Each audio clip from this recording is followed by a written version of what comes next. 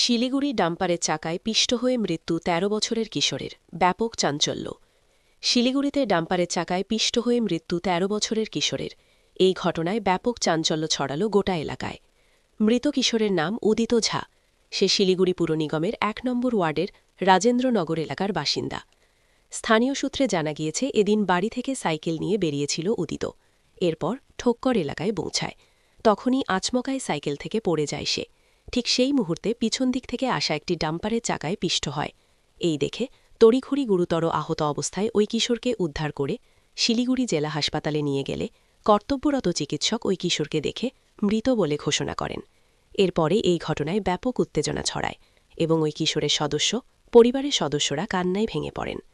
অপরদিকে এই দুর্ঘটনার পর ঘটনাস্থলে ছুটে যান শিলিগুড়ি মেট্রোপলিটন পুলিশের পুলিশ। ইতিমধ্যে পুলিশ ঘাতক ডাম্পারটিকে আটক করেছে।